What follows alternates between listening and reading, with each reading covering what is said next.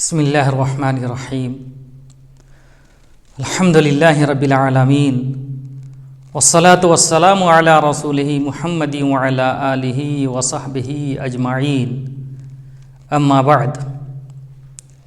میرے دینی و ملی بھائیوں، جامع عمار بن یاسر حی السلام جموم میں آج جو خطبہ ہوا ہے، اس خطبے کا مختصر ترجمہ اور مفہوم اردو زبان میں آپ کے سامنے پیش کیا جائے گا انشاءاللہ۔ میرے بھائیوں، شیخ محترم کا جو آج کا خطبہ تھا وہ دراصل ظلم اور حرمت والے جو مہینے ہیں ان سے متعلق تھا۔ میرے بھائیوں، اللہ تبارک و تعالیٰ نے اپنے کلام پاک میں فرمایا، ان عدۃ الشہور عند اللہ 12 شہرا فی کتاب اللہ یوم خلق السماوات والارض منها 4 حرم ذلک الدین القیم فلا تظلموا فیہن انفسکم۔ بے شک مہینوں کی تعداد اللہ تعالیٰ کے نزدیک اللہ تعالیٰ کی کتاب میں یعنی لوح محفوظ میں 12 ہے۔ یہ اس دن سے ہے جس دن اللہ تعالیٰ نے آسمانوں کو اور زمین کو پیدا کیا۔ منہا 4 حرم، ان میں سے 4 مہینے حرمت والے ہیں۔ ذالک الدین القیم، یہی مضبوط دین ہے۔ فلا تظلموا فیہن انفسکم، چنانچہ تم لوگ گناہ کر کے اپنے آپ پر ظلم مت کرو۔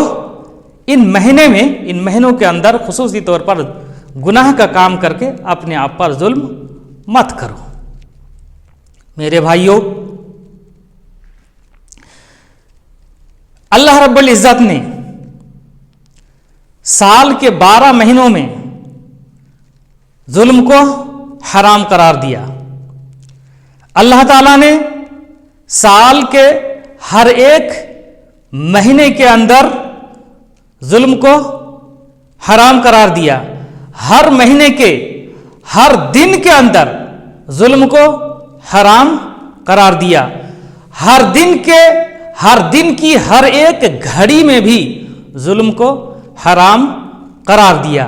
یعنی ظلم کسی بھی حال میں کسی بھی وقت جائز نہیں ہے، لیکن اللہ رب العزت نے سال کے ان 12 مہینوں میں سے 4 مہینوں کو حرمت والا، تقدس والا، عظمت والا بنایا ہے، اس کے تقدس کو بحال رکھا ہے۔ چنانچہ خصوصی طور پر کہا کہ ان مہینوں میں گناہ کا کام کر کے اپنے آپ پر ظلم نہ کرو۔ کیوں؟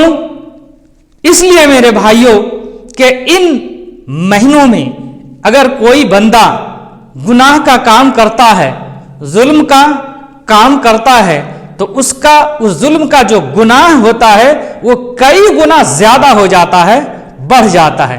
اسی طرح ان حرمت والے مہینوں میں اگر کوئی شخص نیک کام کرتا ہے تو اس کو بڑھا چڑھا کر اللہ رب العزت کی طرف سے اجر و ثواب دیا جاتا ہے۔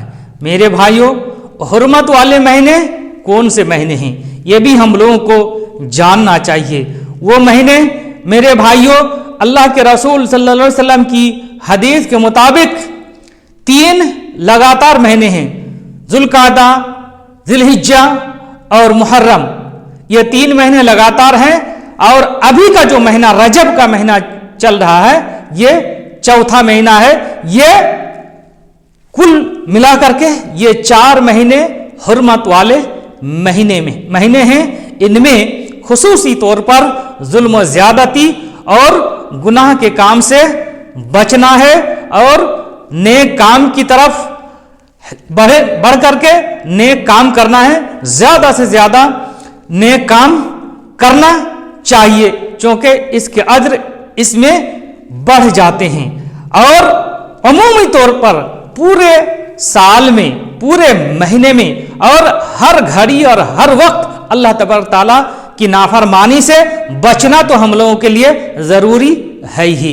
मेरे भाइयों, कोई भी जुल्म हो, बंदा उसे छोटा और मामूली ना समझे। अगर कोई बंदा किसी जुल्म को छोटा और मामूली समझता है और उससे तौबा इस्तिग़फ़ार नहीं करता है, तो यही जुल्म उससे बढ़ करके उसके घर वालों में फैल जाता है और घर वालों में आम हो जाता है। फिर घर वालों से बढ़कर कर पड़ोसियों में यह जुल्म और ज्यादती का काम पहुंच जाता है और फिर पड़ोसियों से आगे बढ़ के पूरे समाज को यह जुल्म अपने घेरे में ले लेता है और बाद में इस जुल्म की तबाही और बर्बादी सामने आती है। बसा औकात अल्लाह तबारक तआला इस जुल्म की बुनियाद पर और जो जुल्म के जो काम होते हैं उनकी बुनियाद पर पूरी की पूरी कौम को तबाह व बर्बाद कर देता है। मेरे भाइयों, जालिम को अल्लाह तबारक ताला कभी भी माफ नहीं करेगा, उसका बदला लेकर रहेगा। इस ताल्लुक से अल्लाह के रसूल सल्लल्लाहु अलैहि वसल्लम की एक हदीस है, बुखारी शरीफ की रिवायत है, जिसका मफहूम यह है कि अल्लाह के रसूल सल्लल्लाहु अलैहि वसल्लम ने बयान फरमाया, जो शख्स अपने किसी भाई पर जुल्म करता है तो उसे चाहिए कि उसको रफा दफा कर ले, यानी मजलूम को रादी और खुश कर ले, वरना क़यामत के दिन उसका बदला उसे चुकाना पड़ेगा। उस दिन उसके पास कोई दीनार, कोई दिरहम नहीं होगा, कैसे बदला चुकाएगा?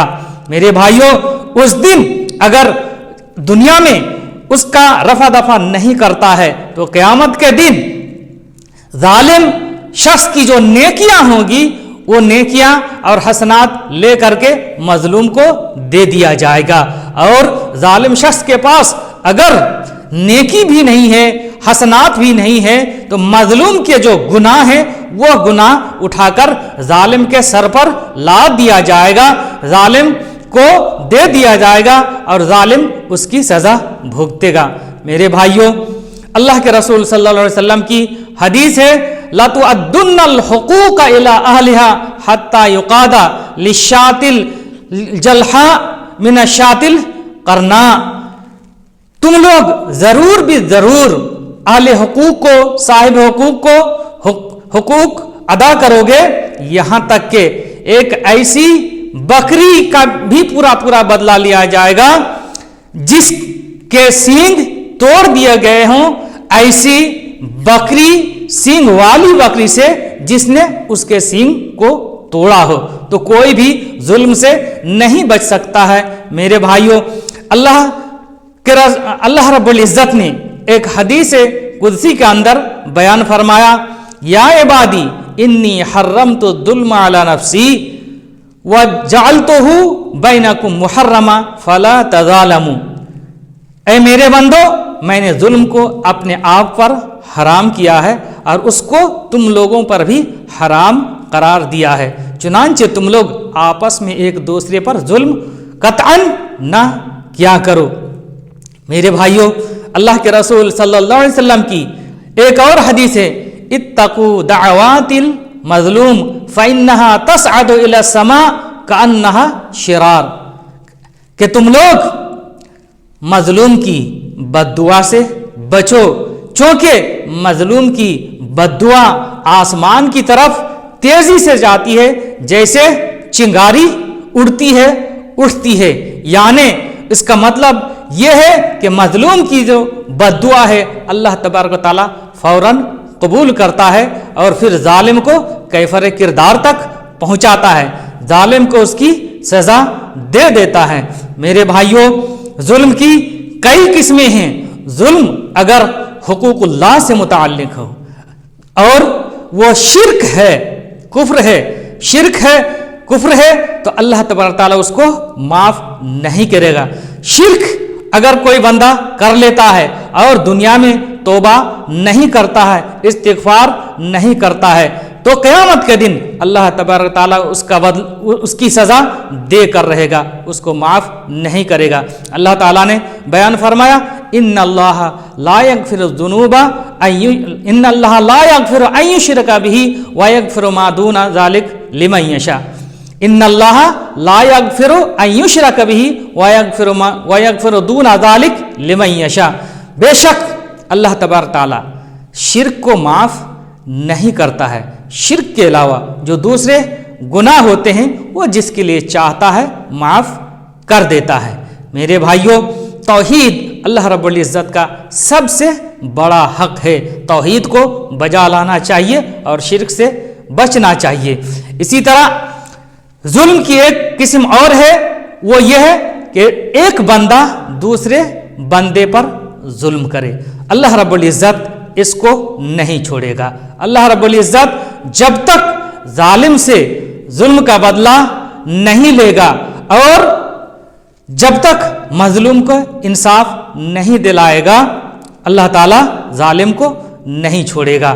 تو میرے بھائیوں، اللہ رب العزت سے دعا ہے کہ اللہ رب العزت ہم لوگوں کو ہر طرح کے ظلم سے محفوظ رکھے، ہر طرح کے گناہ کے کام سے بچائے۔ اللہ رب العزت حرمت والے جو مہینے ہیں ان مہینوں میں خصوصی طور پر ظلم سے بچائے، گناہ کے کاموں سے بچائے، اور عموماً دوسرے تمام مہینوں میں بھی اللہ رب العزت ہم لوگوں کو ظلم و زیادتی سے بچائے، گناہ کے کاموں سے بچائے،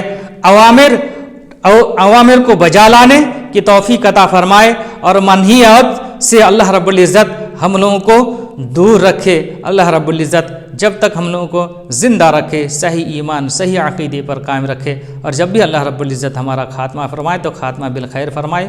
وصلی اللہ علی نبینا محمد وعلی آلہ وصحبہ اجمعین وجزاکم اللہ خیرا۔